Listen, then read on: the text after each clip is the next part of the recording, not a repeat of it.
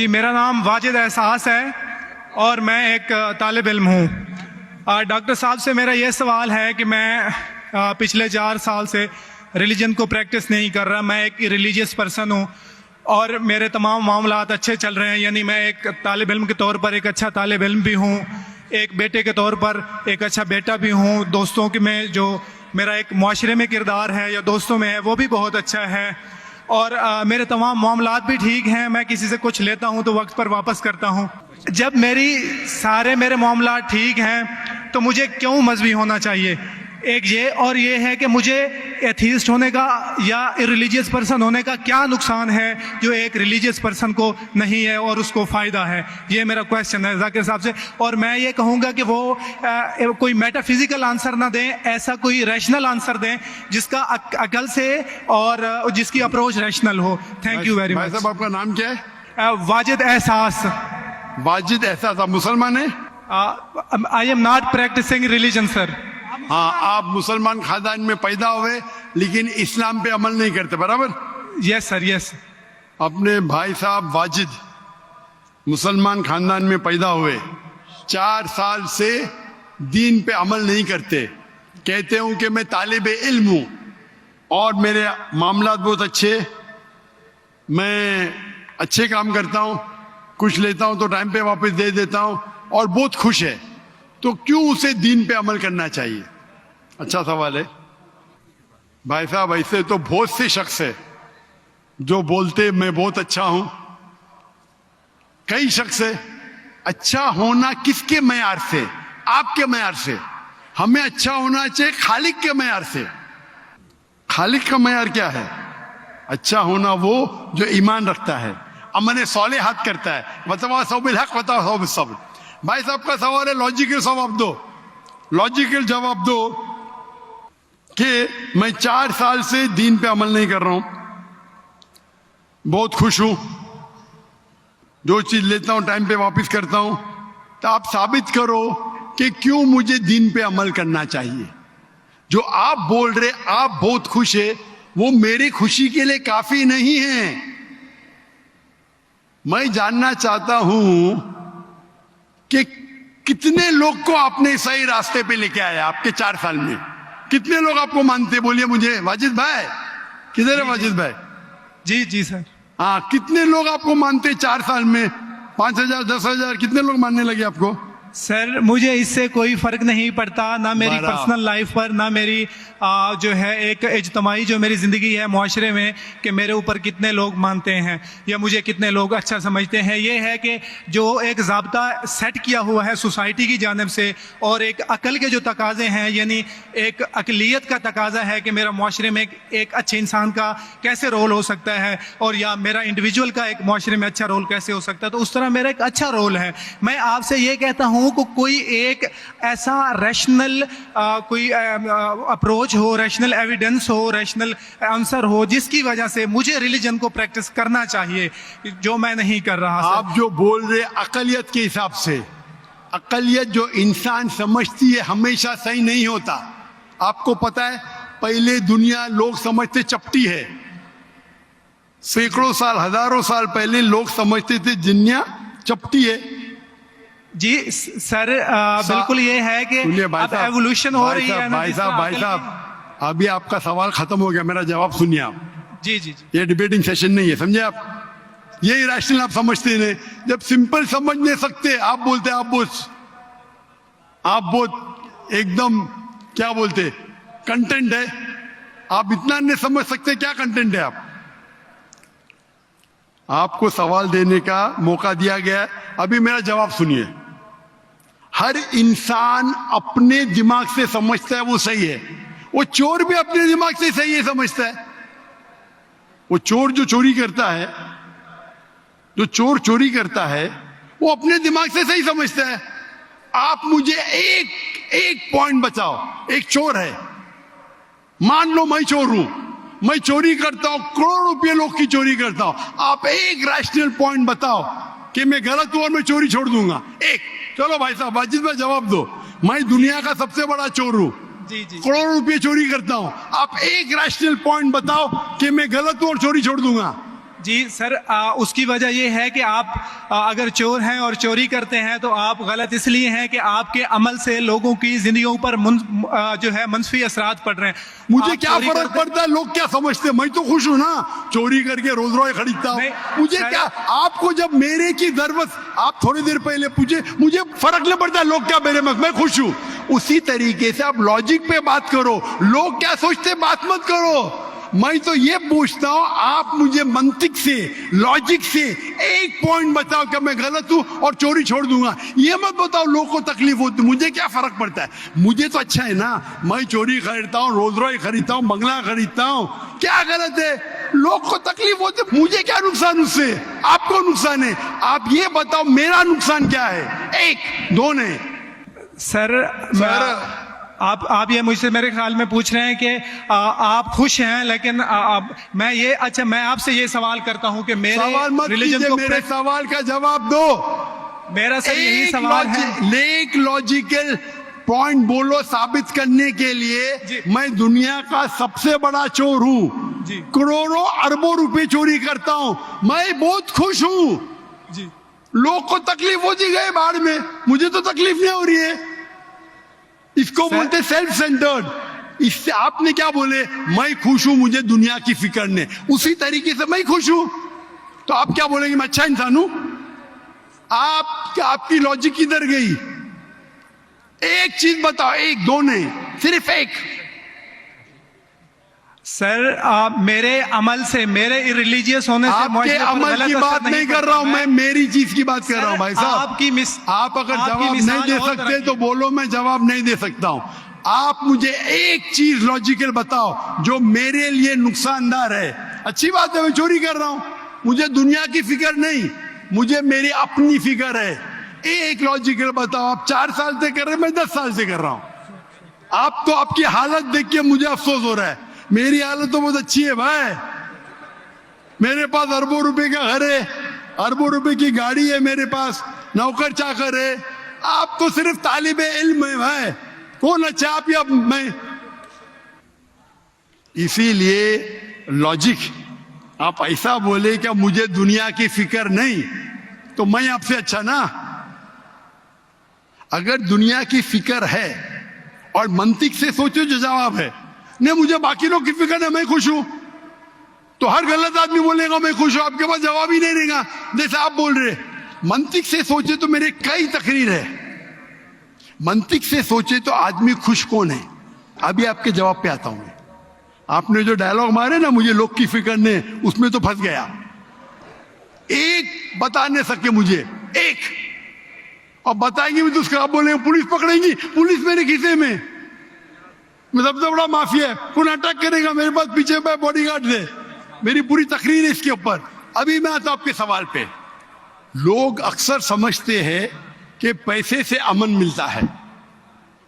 आपको पता है कि जितने दुनिया में टॉप 10 रिचेस्ट मैन हैं, 10 में से 8 का तलाक हो चुका है, टॉप 5 में सबका तलाक। कई रिच मैन के बच्चे लोग ने कंप्लेंट किया अपने वालिद के बारे में, क्या हैप्पीनेस, क्या हैप्पीनेस। इलॉन मस्क नंबर 1, उसका तलाक, जेफ बेजोस उसका तलाक, बिल गेट्स उसका तलाक। Richest man, $100 billion, $150 billion, $200 billion, क्या फायदा? आपको लगता है हमारे दिमाग में गलत फहमी खुश है, इन लोग बिल्कुल खुश नहीं है। वो जो इंसान गांव के अंदर सुकून की नींद सोता है, वो उनसे ज्यादा खुश है। और ये दुनिया, आपने मेरी तकरीर शायद सुनी ही नहीं, अगर सुनी होती तो ये बात ही नहीं बोलते थे आप। मेरे तकरीर में मैंने कहा हूं कि ये दुनिया हमारे लिए इम्तिहान है आखिरत के लिए। आप जब आखिरत में मानते ही नहीं तो आपको क्या पता? अगर मंतिक से सोचेंगे, लॉजिक से सोचेंगे, तो आपको पता होगा कि इस दुनिया का खालिक एक है। आप मेरी वीडियो का सेट सुनिए, डज गॉड एग्जिस्ट? वाजिद भाई, वाजिद का मतलब क्या? आपका नाम क्यों नहीं बदलते आप? वाजिद का मतलब क्या? पाने वाला सर। क्या? पाने वाला। पाने वाला। क्या पाया आपने? सर मैंने 4 साल पहले पाया। हाँ, अभी अभी छोड़ दिए तो नाम तो बदलो। लोग को धोखा क्यों दे रहे? सर ये मेरी सोसाइटी से मुनासबत रखता है, लेकिन आपने मेरे सवाल का जवाब नहीं दिया सर। एटमोस्ट रिस्पेक्ट के साथ सर, मैं वही तो बोल रहा हूं मैं ना, मेरे सवाल का जवाब के लिए मेरे तकरीर सुनो। Does God exist? सर वो एक और सुनिए मौजूद सुनिए है, सुनिए मैं उस सुनिए तरफ नहीं सुनिए, जा रहा। ये बहस नहीं हो रही है। आपका सवाल खत्म हो, जवाब दे रहा हूं मैं। आप ये मानने के लिए डज गॉड एग्जिस्ट, जो लोग खुदा में नहीं मानते वो साबित ही नहीं कर सकते चोर गलत है। अभी मैं आपको साबित करता हूं। जो लोग, आप कुछ भी बोलो, आप बड़े चोर है, आपको पुलिस पकड़ेंगे, पुलिस मेरे खीसे में। आपकी कोई दूसरी चोरी करेंगे, आपका चोरी कोई कर नहीं सकता, मेरे पास बहुत बड़ी गार्ड है। सिर्फ एक ही लॉजिक से आप उस चोर को गलत साबित कर सकते हैं। अगर मैं मुसलमान हूं और मुझे कोई चोर कहता है कि मैं सबसे बड़ा चोर हूं, मैं खुश हूं, मुझे एक लॉजिक बताओ कि गलत है और मैं छोड़ दूंगा। मैं उससे पूछूंगा, अगर तुम्हारे साथ कोई नाइंसाफी होगी तो आप चाहेंगे कि इंसाफ हो? भले आपके साथ कोई चोरी नहीं कर सकता, मान लो, लेकिन आपके मां के साथ किसने गलत हरकत की है, आप नहीं चाहेंगे कि उसको सजा मिले? आपके बहन के साथ कोई गलत हरकत करता है, आप नहीं चाहेंगे उसके साथ सजा हो? ये दुनिया में आप मिसाल लो हिटलर की। हिटलर ने 6 मिलियन 60 लाख लोगों का कत्ल किया। आपकी पुलिस अगर हिटलर को पकड़ेंगी क्या सजा दे सकती है? मैक्सिमम उसको जला सकती है, एक के बदले एक। 59 लाख 5,999,000 अब भी उस पर अदल्य होता है। आप अगर हिसाब किताब करेंगे तो इनजस्टिस है।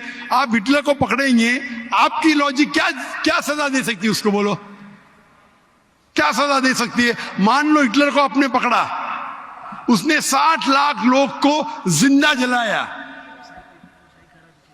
आपकी लॉजिक क्या कहती है? क्या सजा मिल सकती है उसको? बोलो बोलो वाजिद भाई। सर आप मेरा सवाल का दो, हिटलर को आज पकड़ेंगे, आपकी लॉजिक क्या सजा दे सकती है उसको? सर जो भी कानून के दायरे में उसे सजा दी जाएगी। हिटलर का अमल और है, मेरे सवाल का उससे ताल्लुक नहीं अरे है। मेरे सवाल का जवाब देंगे तो आपको मालूम पड़ जाएगा। मेरा सवाल ये है, आप लॉजिक आदमी है ना, अगर हिटलर को पकड़ेंगे तो उसको सजा मिलना चाहिए ना दुनिया में? जी, जो एक स्टेट ने तय की है कातिल की, वो उसे सजा मिलनी चाहिए। एक कत्ल के मतलब एक, बाकी जो 5 मिलियन का क्या हिसाब? अन्य जस्टिस नहीं है, बराबर? आपको मानना पड़ेगा, अगर पुलिस हिटलर को पकड़ती थी, उसको मौत देती थी, ये जस्टिस है क्या? नहीं जस्टिस है, नहीं जस्टिस है। आपके हिसाब से 1 = 6 मिलियन, आपका मैथ्स बहुत वीक है। अल्लाह ताला फरमाते कुरान मजीद में सूरह निसा में आयत नंबर 53 कि अगर जो लोग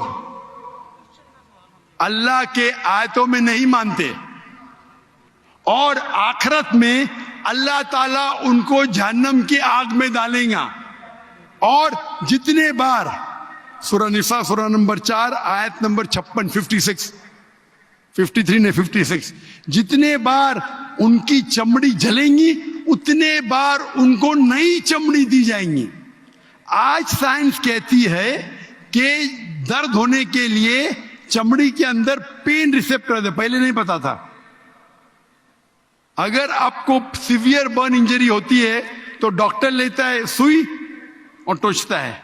अगर आपको दर्द होता है तो डॉक्टर खुश है, यानी डीप इंजरी नहीं है। अगर आपको दर्द नहीं होता, डॉक्टर को अफसोस होता है, डीप बर्न इंजरी, आपकी एहसास के पेन रिसेप्टर्स मर गए।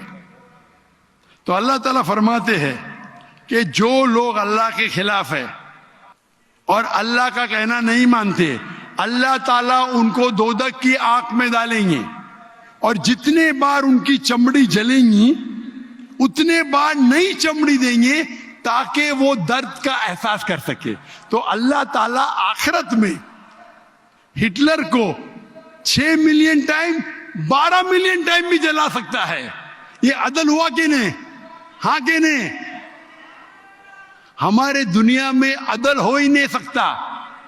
तो इसीलिए चोरी खराब है तब मानेगा जब उसको मालूम पड़ेगा आखिरत है, हमारा खालिक है। विदाउट आखिरत आप साबित ही नहीं कर सके चोरी करना खराब है, बलात्कार करना, जिना बिल जब्र करना हराम है। आप साबित ही नहीं कर सकते। सिर्फ उस वक्त साबित कर सकते जब आपको पता लगेगा कि आखिरत है, हमारी इस जिंदगी के अलावा और एक जिंदगी है। और ये अदल सिर्फ तब हो सकता है जब हमारा खालिक है, हमारा मालिक है। और सिर्फ खालिक होना काफी नहीं है, खालिक के साथ आखिरत होना जरूरी है।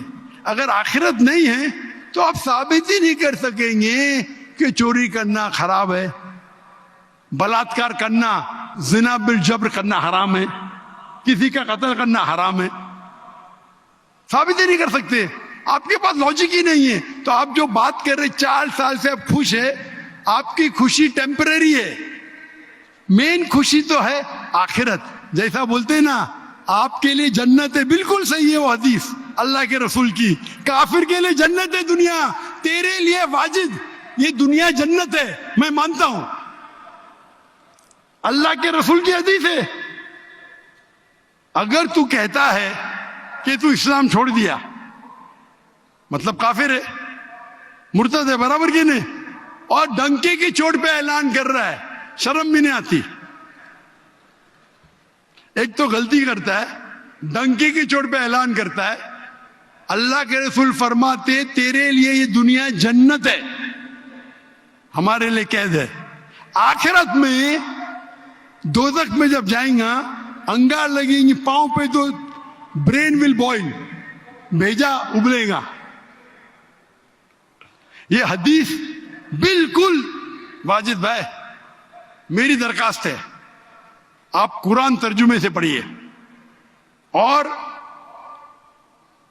उसके ऊपर तदब्बुर करो। अब भी मौका है, अब भी मौका है समझ जाने का। डंके की चोट पे कहते हैं कि 4 साल से मैं खुश हूं। जिस तरीके से अल्लाह के रसूल फरमाते, ये हदीस तुम पे हूबहू फिट होती है। मेरी दरखास्त है कि कुरान मजीद को समझ के पढ़ो और हर आयत को समझ के पढ़ो, वो जबान में जो जबान पे आपको महारत है।